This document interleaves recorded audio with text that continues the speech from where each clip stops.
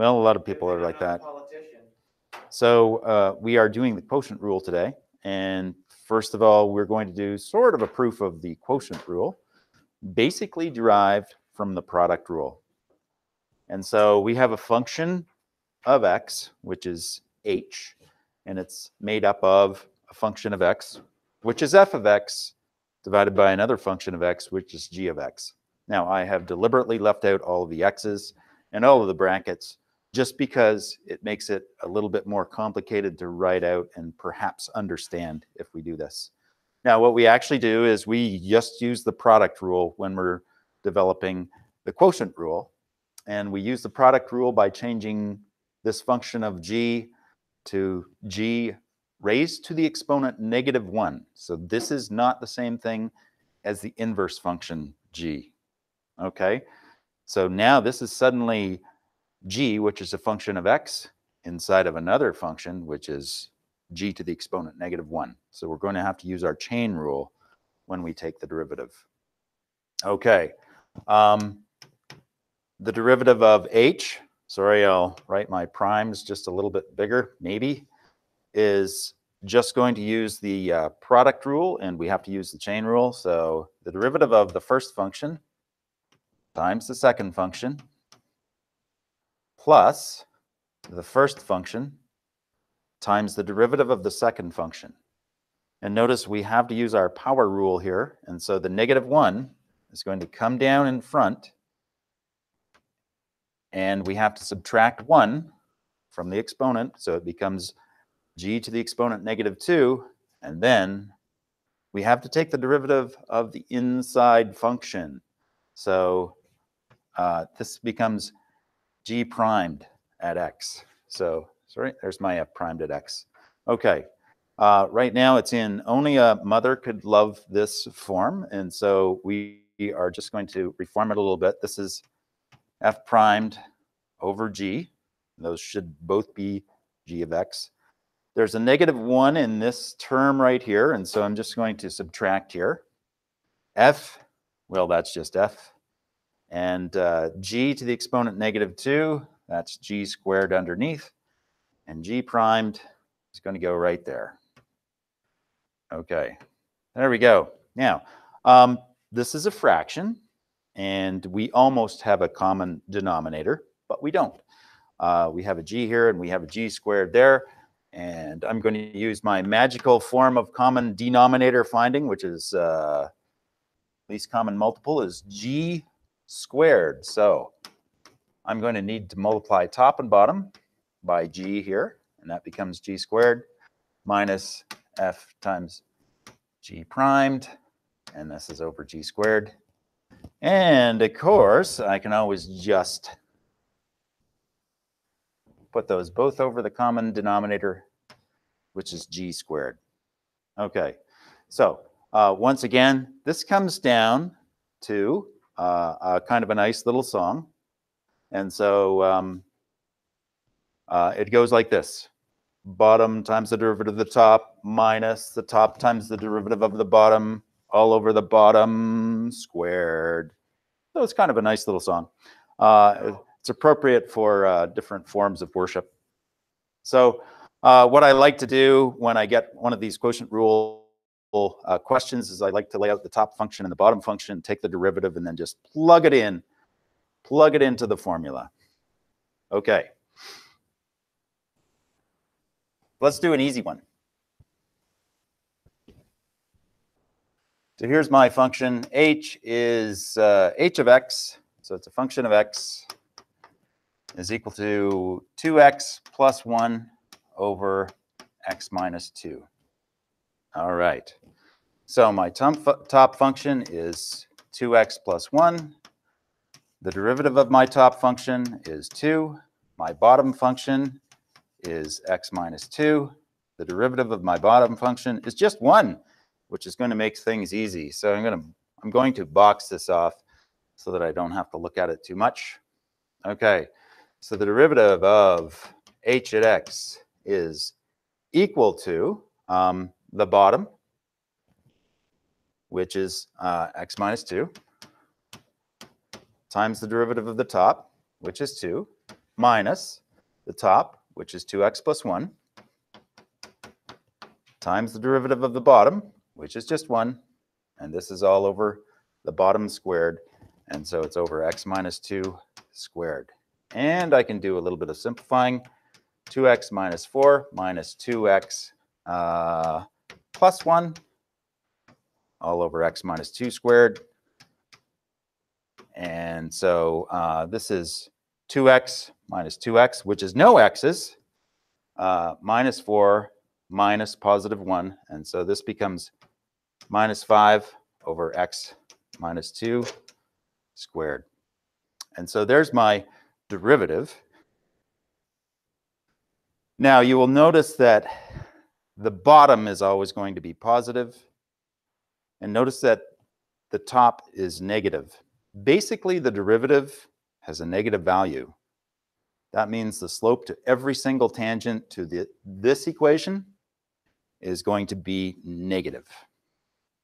Okay, so this equation is always decreasing. And if you think about it, it's always got a negative slope. It's one of these rectangular hyperbolas. The slope is always negative. Ooh, I didn't do a really good job of drawing it, but you can see the slope is always negative based on the form. Okay. Now, we have a couple of homework questions from yesterday. And so yesterday we did the chain rule, and some of the questions that you had for the chain rule involved quotients, which you can do with the quotient rule, or you can do them with the product rule using negative exponents. And so when it comes to your test, you can probably just use the quotient rule. So question number 6 from the homework yesterday said, find all horizontal tangents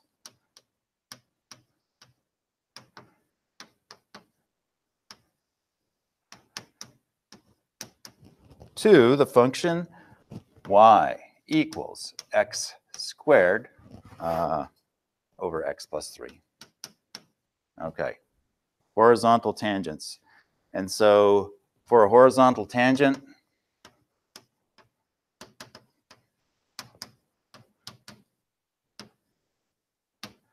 what is the slope of a horizontal line? Oops. M is equal to, what is that slope? If you said 0 after pausing the video to think, you're right. The slope of a horizontal line is always 0. And so basically, y primed has to be equal to 0. So here we go. We're going to take the derivative, which, by the way, is almost always the thing to do in calculus, is take the derivative. And so my top function is x squared. The derivative of my top function is 2x. My bottom function is x plus 3. The derivative of my bottom function is 1. Okay. So y primed is the bottom function, x plus 3 times the derivative of the top function minus the top function times the derivative of the bottom function, which is just 1. And this is all divided by the bottom squared. Okay, let's do a little bit of expansion and simplification of the top. So 2x plus, oh, that's 2x squared plus 6x minus x squared. And oh, that's all the top. Wow, that was over faster than I thought. This is all over x plus 3 squared. And look, 2x minus x squared. I'm just going to do this. Make them both disappear. That's convenient. Okay. Now, we need to find where this function is 0. That means I don't care so much about the bottom, but I do care about the top. Whenever the numerator is 0, the derivative is going to be 0, the numerator of this expression. So y prime equals 0 when x squared plus 6x equals 0. I go to my old friend for whom to sum is an old enemy, and I factor it. And so this whole thing is going to be equal to 0 when x is equal to 0, or when x is equal to -6. So these are my two locations. Those are my two locations where the tangent will be horizontal. Okay? And so I don't know what this looks like. Some crazy function that's, let's say it's always positive or something like that. Anyways, it's going to look like that. I've got two places where the tangents are horizontal. One is at x equals -6. Okay, and then I've got another one at x equals 0. Oh, did I ever draw my axis wrong? Anyways, all I really need to do is find out what the y-coordinate of these points is, and I will know what the equation of those lines are. Okay, so I'm just going to take my x's, and I'm going to plug them back into the original equation up there. Here goes all this other stuff disappearing. I just need to find my y-coordinates where my horizontal tangent goes through. So when x is equal to 0, y is equal to 0 squared over 0 plus 3, which is just 0. And so one of my tangents is y equals 0. Okay. My next one is y equals -6 squared over -6 plus 3, which is equal to 36, over -3, which is just -12. Did I get that right? Yes, I think I did. And so the second tangent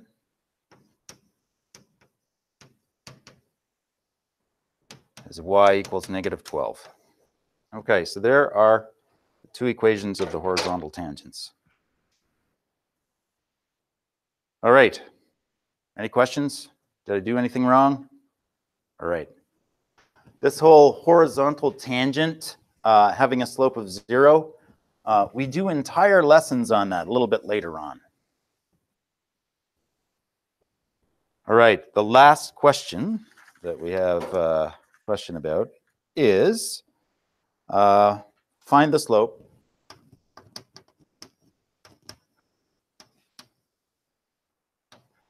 at x equals -2 to the following horrible-looking equation.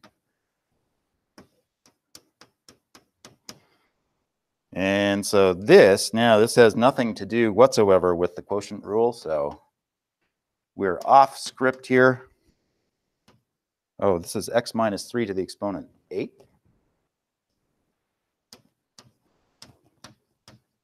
Times, so this looks like a product rule question, x cubed plus 9 to the exponent 6. And if you're following, this is question 9 from last night's homework. Okay, so we're going to have to use the product rule, and we are going to have to use the chain rule, and we just have to find the slope, and so that's going to be easy. Once we get the derivative, we'll just plug in that number, and it will give us the slope. All right, so let's do this. Product rule, derivative of the first, so 8 times x squared minus 3 to the 7th. So there's the power rule. But this is a chain rule question, and so I have to multiply that by 2x. And so derivative of the first times the second, which is x cubed plus 9, the exponent 6. Now we have to go to first, x squared minus 3 to the exponent 8, and just leave it alone, times the derivative of the second, and so 6 x squared plus 9, and to the exponent 5, just use the power rule, times 3x squared. Okay. Hopefully, I haven't done too many things wrong. Okay. There's a bunch of factoring and things like that that can be done here. So let's just let's settle it down a little bit first. So this is 16x x squared minus 3 to the 7th times x cubed plus 9 to the 6th plus 3x squared, x squared minus 3 to the exponent 8. Oh, I just noticed I missed my 6 in there. So this is 18x squared, x squared minus 3 to the exponent 8, and this is x cubed plus 9 to the exponent 5. Okay. Now, the big key here is to notice that there are tons and tons of common factors in both of these expressions. Okay, so x squared minus 3 is common to the first and to the second term. See, there's a 2x that's common to the first and the second term. And so I'm going to factor out a 2x out of both of these terms.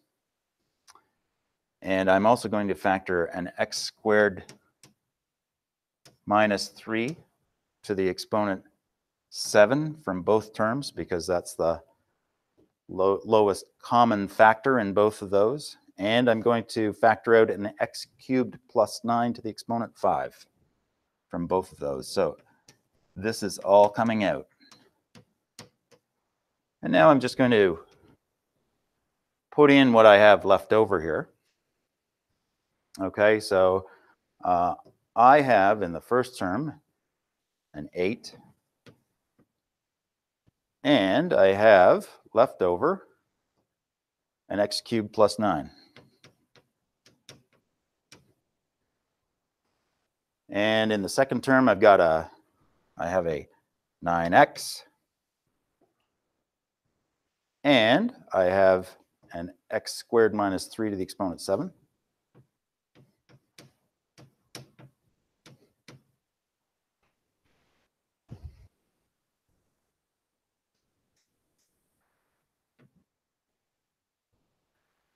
Oh, sorry, x squared minus 3. That's all I've got there. Whew, thank goodness. Thank goodness for that. Okay. Good so far? Everything makes sense? Haven't made any mistakes? Maybe not? Okay. Now I just have to do some work on this last part here.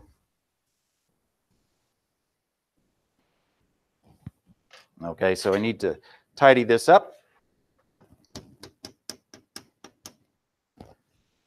2x, x squared minus 3 to the exponent 7 times x cubed plus 9 to the exponent 5 times all this mess, 8x cubed plus 72 plus 9x cubed minus 27x.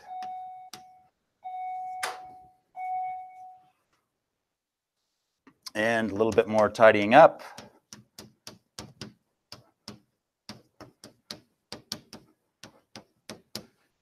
And this becomes 17x cubed minus 27x plus 72. And we just have to put in an f at -2 into this expression. Okay.